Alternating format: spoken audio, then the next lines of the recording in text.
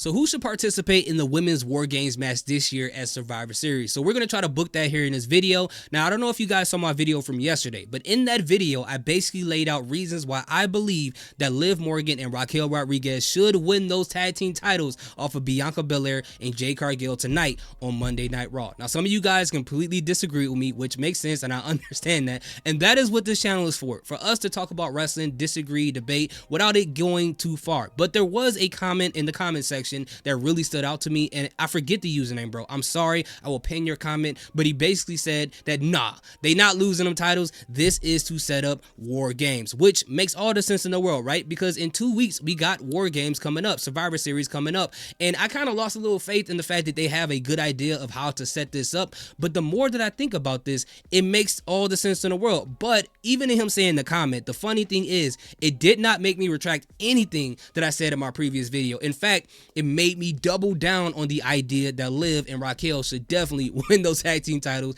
tonight. So before we get into that and how that's going to affect the setup for War Games, let's just talk about the Survivor Series in general. So the past couple years, Survivor Series has not been a brand versus brand situation. So we can't just use that as a motivator to why Bianca and Jade want to face Liv and Raquel at War Games. But what would be a better motivation would be for them to lose those tag team titles to Liv and Raquel by cheating. And maybe it could be what Chris Wrestling Views said in the comment section, with Dominic Mysterio being a distraction. Who knows? But it got to be a way of cheating, because by them winning it that way, Bianca is already seemed to be going down this path of being unhinged, of being this person who's crashing out, because we saw last week that Bianca slapped the fire out of Liv Morgan, and even though that was justified, that is not a babyface move. And the fact that she slapped her on the idea that she may stab the back of Jade Cargill, that is a little bit more telling. I talked about that in my video yesterday. So with that being said, this can be the straw that breaks the camel back to Bianca Belair finally crashing out, and then her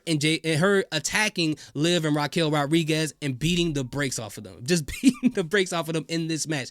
Now that will be a great motivator, and then maybe going down the line they can have this back and forth brawl as the weeks get closer and closer to Survivor Series, to the point where we get that same trope where Nick Aldis and Adam Pearce says, this is too much, guys, we need you guys separated, you guys are going to handle this at War Games, and then everybody goes crazy and they're going to be the two teams. So at that point, the two teams will be Liv Morgan and Raquel Rodriguez. The other team will be Jade Cargill and Bianca Belair. But then we have to fill up the other slots on those teams, which to me preferably will be 3 other women on each team. Now we have to remember, Io Sky still has that #1 contender match against Liv Morgan for that title, since she won that battle royal last week. Now it's going to be very important how they book this whole situation, because if they book this match at Survivor Series, Liv Morgan will not be in that War Games match. It just doesn't make any sense. They're not going to double book her. But what they should do is they should book this match on a Monday Night Raw, probably next week. That would make sense, right?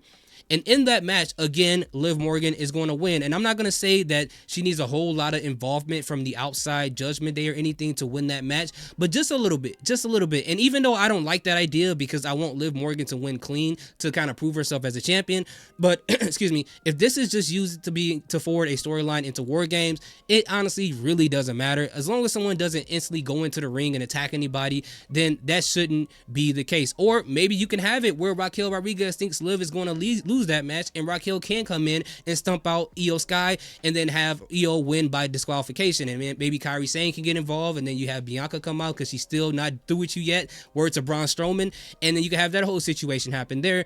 And then with Io Sky and Bianca Belair, they can agree that they want to get their hands on Liv Morgan and Raquel Rodriguez, and that can add your team right there. That could be Bianca Belair, Jade Cargill, Io Sky, Kairi Sane, and we have one more slot open. And remember, on SmackDown, we have a match between Nia Jax and Naomi for that championship. Now, Naomi, she can do this. She can recruit Bianca Belair and Jade Cargill, although they're already friends, but she can ask them to support her by ringside, because she wants this match to go as clean as possible and give her the best opportunity to win this match fair and square. Because remember, Nia Jax doesn't just have Tiffany Stratton anymore. She has Candice LeRae, and they can both be a problem in this match. Now, while the match is going on, you can have Liv Morgan and Raquel Rodriguez Diaz run down there and beat the bakes off for Jade Cargill and Bianca Belair for what they did after the tag match on Monday Night Raw. And this can be the situation that I was talking about where Nick Aldis and Adam Pearce can basically say, you guys gotta stop this. This happened at War Games. And the match between Nia Jax and Naomi